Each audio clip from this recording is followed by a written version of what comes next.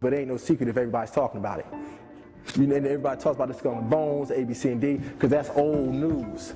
You feel what I'm saying? What's happening is it was passed down to to everyone in the urban industry.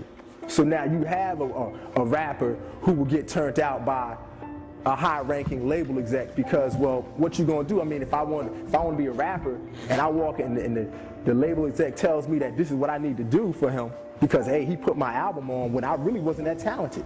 But they pushed me because they saw that I was something that they could sell.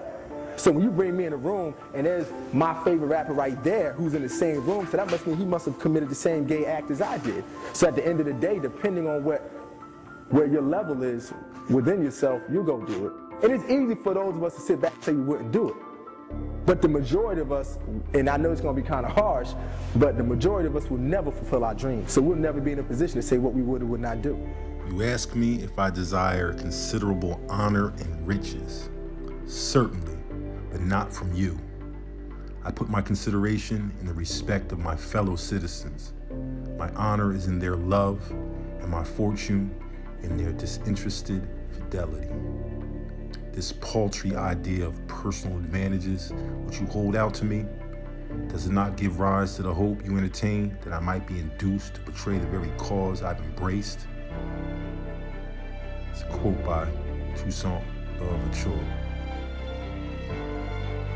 Although I think more along the lines of his general, Jean-Jacques Dessalines. It's my bro, David K. Farrell, D. Brad. He's really the godfather of this conversation. It's good, bro. It's been a minute since we spoke, man. But you definitely fathered this conversation, man. Shout out to David K. Farrell, D. Brad, Jersey in the building. It's time to renew that history. My name is, in Willingboro, my name is David Bradley. I grew up in Pennypacker Park. In the entertainment industry, everybody knows me as D. Brad. But my name is David K. Farrell. But then again, tomorrow y'all may see me, I may say something else different, because that's just how I get down. This is how I do. Because, you know, we black, we melanated people. See, we are undefined and uncontrollable. And just to go off on a little tangent, I think my own opinion is that's what gets us as black folks caught up in trouble, because we keep trying to define ourselves, and especially defining ourselves based off the construct of someone else who is attempting to be us. All right, now, I have a documentary called Confessions of a BET Producer. So I always like to, if I'm going to name what I do, is called Confessions of a BET Producer. And what I'm going to do is keep this really short and in the capsule, because I love listening to my man Black Dot, what he brings to the table. I'm just a dude that actually put a lot of this work into plan. I started interning at MTV in 1997 through 98. And this was in I think about 1998 actually is when I had my major first experience. Every day all the white people at MTV would sit around between the hours of 3:30 and 5 o'clock and watch BET. Finally one day I walked up to him, I said, hey, I don't even watch BET. Why are y'all sitting around watching this? Every white person turned and looked at me and said, hey, this is how we tell what black America's watching, what black America's doing. And I watched this go on for the whole semester. Every day like clockwork, it'd be 20 some odd white people sitting around one television watching Rap City, watching a little bit of Video Soul, then they would go about their business. Well, fortunately for me, the next year I was hired right out of college to work at BET on a show called By the Book. And I brought that technology with me over to the black television station. And to make a long story short, just to run down my resume really quickly, I created that show called Spring Bling. Artists like Eve, I helped create that image that we see of her now. Even after I left BET, I was Dave Chappelle's stand-in, so I saw everything that happened with him. And to really capsulize it even more, basically, since 1997, whatever has happened in urban America as far as the perception on television and film, I was basically the fly on the wall. That's why this brother is so correct. There we go, was so correct when he says we are at war. And I know it's somewhat difficult to believe that a war can be anything other than physical, but it is. This is why the civil rights techniques don't work anymore. This is why black people march and it gets no real headway. Because believe you me, that Gen 6 march meant nothing They were going to let that dude out anyway. As a matter of fact, they didn't even let him out when they marched. They let him out a week or so later. Even a lot of these groups now that protest BET, what they have to understand is this was a plan. And how do I know? Because I was a part of it. I helped implement this plan. It's just at the time, I was naive. I didn't know. To me, it was just, I grew up in the golden age of hip hop. So to tell me, you pay me $200, $250 a day, sit around and talk about rap music, listen to rap music, hang out with rappers, well, hell, I'd have done that for free. So for me and the fellas around me, it was all fun, but we did not know that we were a part of a system. And my vice president would always tell me, he would always pull me out from the bunch and say, D. Brad, look at the big picture. I thought the big picture was Black America. I had no idea that the big picture was being a part of this system, because it's not even really about color per se. It's not even really about the white boy hates black people. Because the average white person is as ignorant, even more ignorant than the average black person is, because they really believe that foolishness. They don't have anything to show them that they're superior. So whereas black people that believe that decadence, sometimes we look out in the street, so I can understand that. But that's the one thing we need to understand, that this is more of a war on black people because of perception. This man has to write himself into world history. Like everything we do today, we read the Bibles, the Qurans, whatever we read that's religious text. If you have any common sense, you know that you're reading about black people. No one should have to tell you that. We're reading about black people. Well, this age is over. This life cycle is done.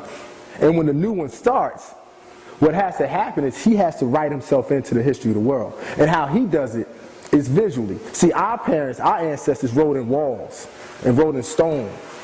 The white boy uses film, television, DVDs, CDs. They don't use records anymore, none of that stuff. You understand? They use visual implementation of a certain psyche.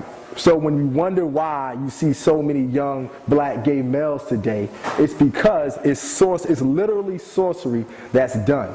And how do I know? Because I did it, but I did it from a different perspective.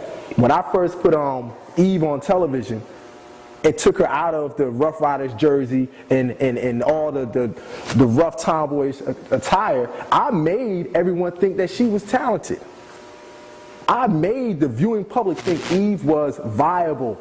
But we all know Eve is not a great rapper. She's not a great actress. None of that. But somehow she became a star. Why? Because the people believed it, because I knew from what I was watching the white people do on MTV that people believe what they see on television.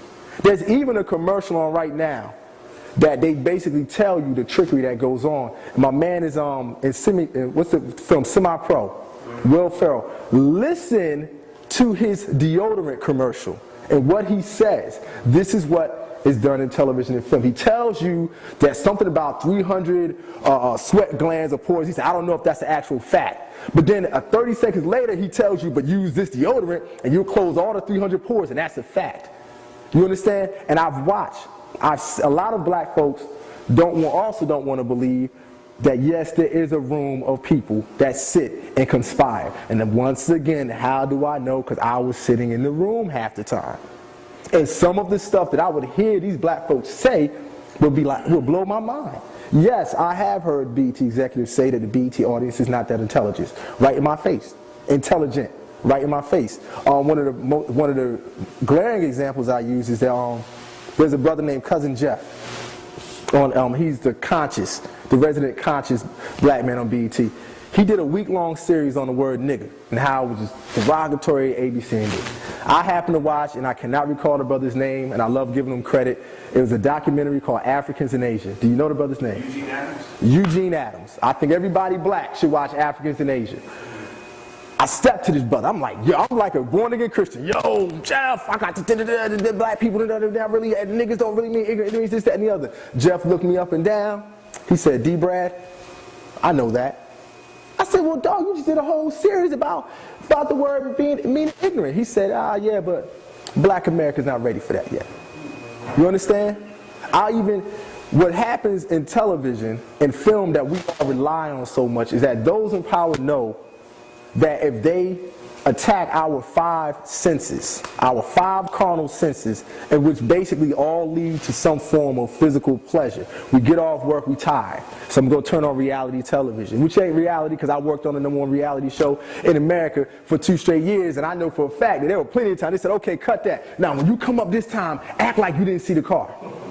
I've shot it. I've sat there and watched. You understand? So it's not even reality television. But they understand that majority of us, whether we like it or not, are lazy as hell.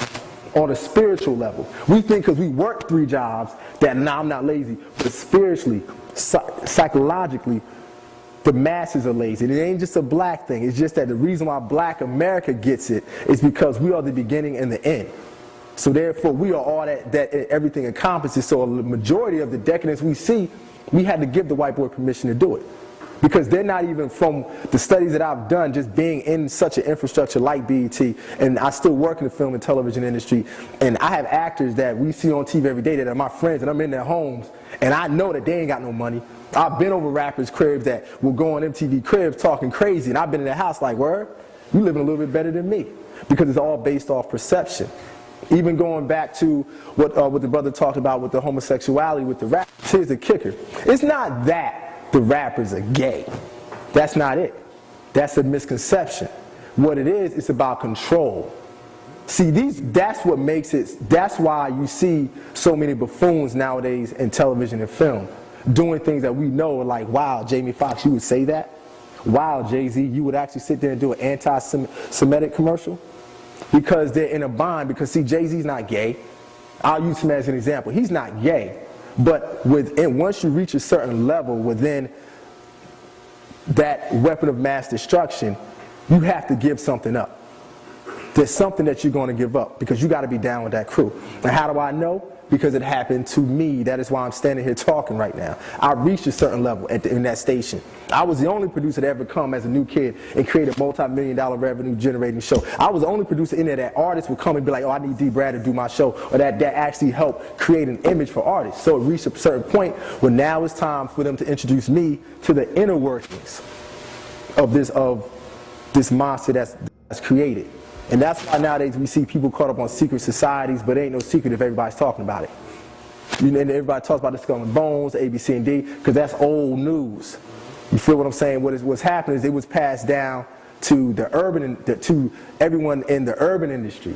So now you have a rapper who will get turned out by a high-ranking label exec because, well, what you gonna do? I mean, if I want to be a rapper and I walk in the label exec tells me that this is what I need to do for him because, hey, he put my album on when I really wasn't that talented. But they pushed me because they saw that I was something that they could sell. So when you bring me in a room and there's my favorite rapper right there who's in the same room, so that must mean he must have committed the same gay act as I did. So at the end of the day, depending on where your level is within yourself, you go do it. And it's easy for those of us to sit back and say you wouldn't do it. But the majority of us, and I know it's going to be kind of harsh, but the majority of us will never fulfill our dreams. So we'll never be in a position to say what we would or would not do. You understand what I'm saying? We'll never be in that position. Because before I got there, I would say the same thing until I got there. You understand? So I literally lived the devil taking me up the mountain and saying, you can either go to the left, you can have all of this. And I was there. It was ritualistically done. The vice president sent his right-hand man to me 3 straight weekends. They do everything in 3s. 3 weekends in a row. Hey, D. Brad, let's go hang out. And every weekend, he kept beating me in the head. Get rid of this Rap City, man. You can do more than Rap City, D. Brad. You can do more than you need to come with us. Then the 3rd night, it was the vice president's birthday. They picked me up in a long white stretch limo. We go to Joe's Uptown, up in the Bronx in New York. We go to Joe, we hanging in VIP. Get me everything I want. Then every time we hung out, it was the same way. Then they bring me to the back room. And in the back room, they had this long table with a white sheet set out. I mean, beautiful thing. Looked like the damn Last Supper. On one end is Derek Jeter. There's Stephon Marbury. There's Fat Joe. And I'm chilling. But the whole night, the vice president is on me like this. I'm trying to talk to the model chicks. He's like, nah, D. Brad, come on, sit right here. So then we party. But I'm not a drinker. So if I don't get unnecessary spirits inside of me. We get inside the limo. He drops his right-hand man off quickly. We're in the car, the man standing across looking at me like I owe him something now. And I know the look because when I was young, I had the same look for women that I took out. So I know the look and I know the energy. And while he's doing that, he's sitting there with his legs spread open, rubbing his balls. Now, I'm in a situation where I'm like, no, what am I going to do? This is my vice president, this is my boss. But the problem is, I was just raised differently. You understand what I'm saying? I was brought up differently. So for me, I had to turn that away.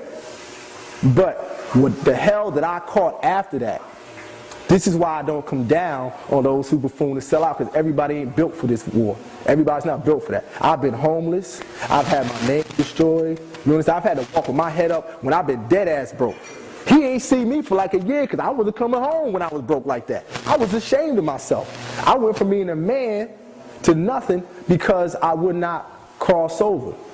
You feel what I'm saying? So that's what I want to get out the way in the beginning, because we come down hard on people. But if you've never been there, I went from making $100,000 a year with no kids to making nothing. You understand? To work at minimum wage jobs. So the reality of it all is, it's tough. And we are in a psychological war. And that's what television is. That's the weapon of mass destruction, is television. And everyone knows that. Why? Because where did we get the term weapon of mass destruction from? Television. So like my man said, really the reality of it is, I'm going to drop it at this because I love listening to Black Dot, so I'm being selfish, y'all. But the reality of it all is this. As a television producer who was Dave Chappelle's stand-in, which means I did his rehearsals season 1 and 2 of Chappelle's show, I saw what happened to Dave. Dave used to give me advice all the time. And one of the key things he told me was, no matter how much money they offer you, and he said they, as he pointed to my chest, he said, never forget who you are or where you come from. And he walked away from me. And I didn't get it at the time until the nigga left. Then I said, oh. And him and Charlie Murphy would tell me the same things all the time. And then I got it. This is a war. And these cats are sorcerers. And we need to take, and I know the words magic and sorcery takes people to make you think that I'm talking about the Eastwick Chronicles or Harry Potter, but this is real. Because it's affecting our babies. So when they see all these signs visually that say 75% of the new HIV cases in New York are blacks and Latinos, it gives them the impression that everybody black and Latino is HIV positive, had AIDS. And I tell people all the time, I'm 35, I ain't never been to an AIDS funeral. So right there, that statistic has to drop. And I don't even know nobody in the last 10 years that's been to an AIDS funeral in my personal life. So according to the statistics, we all should be dead. Shouldn't nobody be sitting here? You understand? I had a young sister trying to force me this AIDS. If I said, yo, you work for the cops, so let me ask you a question. How old are you? She said, I'm 24. I said, when's the last AIDS funeral you been to? She was like, oh, I've never been to one. I said, what the hell you handing me this flyer for? Well, you understand? So this is all, it's wordplay. And that's why I love how my man brought it in, because it's the truth. And he makes my job easier because I ain't got to talk a whole lot. That this is sorcery. So the bottom line is, people gonna call you a hater. They're gonna say, oh, you're always playing devil's advocate. But I would suggest that everything you see on television and you read and you hear on that radio, hate on it. And the purpose of knowing about Jay-Z and a lot of these rap artists in the secret societies is not really to obsess over it. Because the magical way to dead all of that is to ignore it. It doesn't exist. So therefore, that's how you counteract the magic.